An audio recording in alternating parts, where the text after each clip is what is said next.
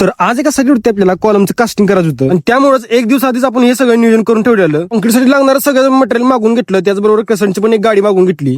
तिथनं परत दुसऱ्या साईडवरती आलो, ज्या ठिकाणी आपलं कॉम्पॅक्शन चालू होतं. आपण बॅक फिलिंग केलेला मुरुम जर व्यवस्थित दाबला नाही किंवा त्याला कॉम्पॅक्शन केलं नाही तर तो हाय असंच राहू शकतो किंवा त्यामध्ये वॉइड्स राहू शकतात. त्यामुळे तो धुमसणं किंवा कॉम्पॅक्शन करणं गरजेचं आहे. त्यानंतर अजून एका साईडवरती आपल्याला ज्या ठिकाणी जिन्याच्या स्टेप्स येणार होत्या त्या ठिकाणी परत एकदा मशीन नेऊन कॉम्पॅक्शन करून घेतलं सगळं. तर ही कॉम्पॅक्शन करायची मशीन आहे म्हणजे धुमस मशीन. आता नवीन नवीन मशीन निघल्यात पण डिझेलवरती चालणारी ही इंजनची मशीन आहे. की चढवायला आणि उतरायला 2-2-3-3 माणसं लागतात. बाकी साईडवरती आपली सगळी कामं झालेली आणि आपल्या पाचून आणि मेरवाडीच्या घाटातनं खाली येत होतो बघा. आणि आता पावसाळा सुरू होतो, पावसाळ्याच्या आधीच आपलं गाव एवढं भारी दिसतंय वरनं घाटातनं. आणि एकदा का पावसाळा सुरू झाला इकडं गर्दी लय होणाऱ्या पर्यटकांची.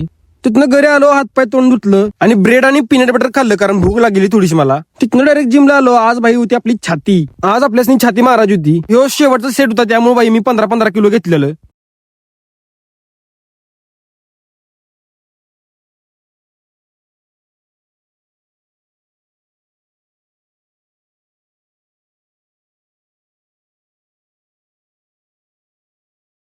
छाती झाली की बाई परत शोल्डर मारा घेतलं, शोल्डर मारलं. जिम न करायनंतर चांगली एक हाय प्रोटीन मिल बनवली आणि आता पोटभर जेवण करून भाई तुमचा भाऊ झोपणार. आता भाऊ भेटूया पुढच्या व्हिडिओ मध्ये.